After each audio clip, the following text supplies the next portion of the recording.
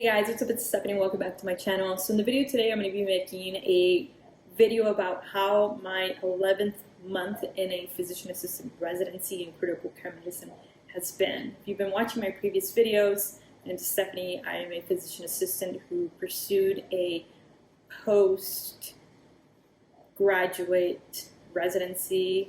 Depending on where you apply, some other programs call it fellowship. I know the program I applied to moved from residency to fellowship now, but for now, it is a residency. So it's a one-year residency in a specialty. For mine, it's critical care medicine. There's a lot of programs nationwide, so you can do either critical care medicine. Emergency medicine is one of the popular ones nowadays, and then you also have hospitalists, you have surgery, cardiology, cardiothoracic surgery, etc. So it just depends on what you want to specialize. I highly recommend him, and I'll make a video in the future why I highly recommend him and whether I regret that I made one or not. But regardless, I decided to pursue one. So it's a one-year program in critical care medicine. What the program is basically based on is that you rotate each month through different ICUs in the hospital. So where I work at, they're known for multiple ICUs and multiple specialties, which is one of the reasons why I chose this program. So they have cardiothoracic ICU, they have the CCU, which is cardiac ICU, critical cardiac ICU, and then they have the transplant ICU, surgical trauma ICU, surgical ICU, neurovascular ICU, neurotrauma ICU, transplant ICU, etc. So those are kind of all the units I rotated with, also including the medical ICU, and you do 1 month in each unit, and then at the end, depending on what unit you liked, they will offer you a job and you'll spend a little bit more time in that unit, since that's where you're going to see a lot more common. So for me, I got hired for the neurovascular ICU and neurotrauma ICU. So my last few months, since I kind of already rotated through all these units, I've spent more time in the neurovascular ICU, neurotrauma ICU, and also with neurology and neurosurgery. Because, of course, every ICU is very different. So you'll see once you're in the neuro ICU, they do things very differently than when you were in the surgical trauma ICU versus in the transplant ICU, because, of course, you have different populations there, right? So in the transplant ICU, I saw a lot of patients that were cirrhotic, a lot of upper GI bleeds, lower GI bleeds, of course, the transplant patients. And then surgical trauma, like it sounds, surgical trauma, although they kind of get a little bit of everything, but you'll see, for example, your motor vehicle accidents that are really severe, where they have pelvic trauma, a lot of abdominal trauma, gunshot wounds, etc.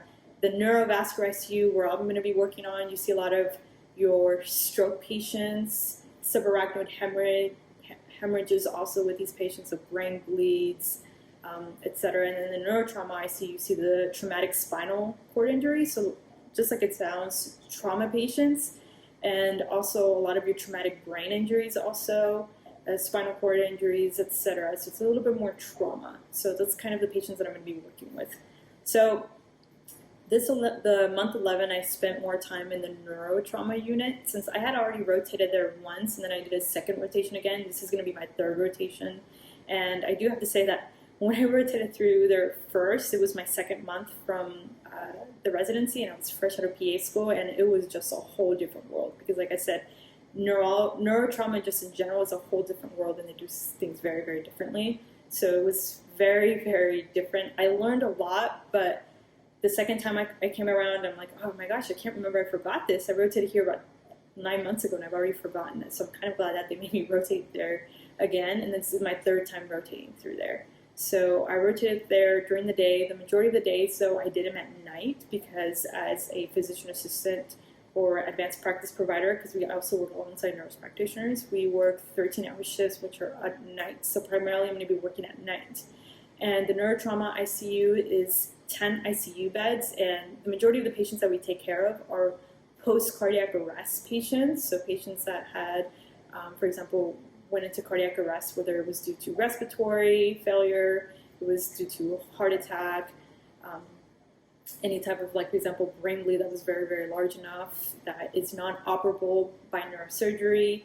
And then, of course, also the last one would be patients that have drug overdoses, right? Of course, there's multiple causes of cardiac arrests, but these are the ones I see most commonly, and these are the patients that we take care of. And they're very, very sick. And the thing about these patients is that when they crash, they burn really, really quickly. And just like the physiology of how you care for them is very, very different in comparison to other patients. So this is the majority of the patients that we take care of during the summer, which is kind of where I rotated the third time, is that we have a lot of trauma patients. So I take a lot of care of traumatic brain injury patients, so patients that were on motorcycles, that were unhelmeted.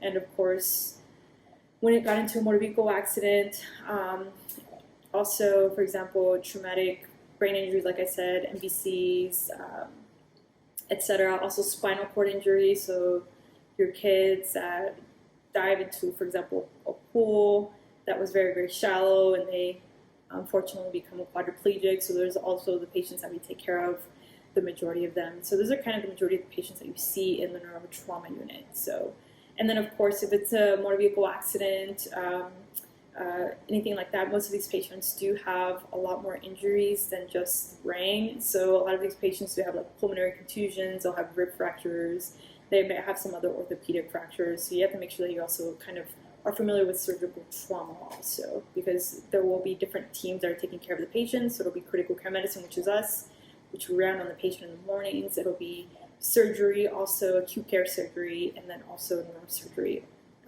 taking care of these patients. So that's currently where I'm rotating at right now. My third month, I do have to say that I'm, once again, learning a lot more.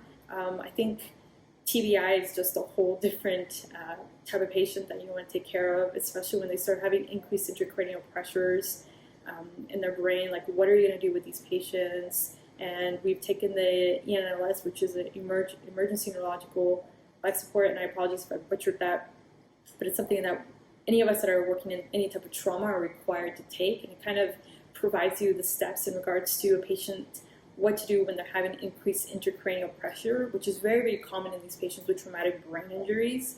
So it's something I saw repeatedly. I freaked out several times, but I do have to say, being my 11th month in, I'm a lot more comfortable just treating critical care in comparison to when I started. So I've seen myself definitely grow as a medical provider. I'll walk through the hallway and I'll look at the ventilators, and now they don't freak me out, versus when I first started, I would just stare at the ventilator and I saw these waveforms and I'm like, I don't know what's going on. Especially in these post-cardiac arrest patients, when they start herniating, so their brain starts herniating, they start becoming very hypercapnic, so then the ventilator will start alarming a lot of things, and especially if they're traumatic patients that were just involved in a terrible accident, they might also have some pneumothoraces involved. So that's where you kind of want to look at the peak pressures and see how big is the pneumothorax, has it enlarged, since they've been on positive pressure, etc. This is definitely something that I would have not known if I would have not done the residency. So that's where I'm really, really happy, because throughout those 11th month, I definitely saw these ventilators over and over again. We received several lectures alongside the physician fellows in regards to ventilators, what are the ventilators of alarms, how to troubleshoot them, etc. So I feel a little bit more comfortable. Definitely don't know everything, but a little bit more comfortable. And now that I'm doing more night shifts, what I try to do is I try to manage the floor as if I was by myself. And if I have a question, then that's when I will ask the nurse practitioner or the PA that's with me.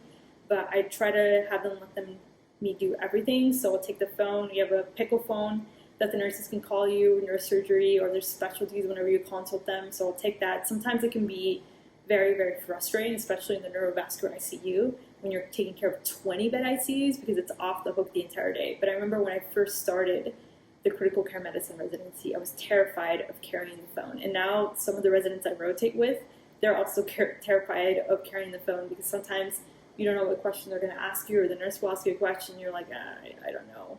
And now I feel a lot more comfortable carrying the phone, like I said, more comfortable looking at the ventilators and kind of troubleshooting them, and I feel more comfortable than when I first started.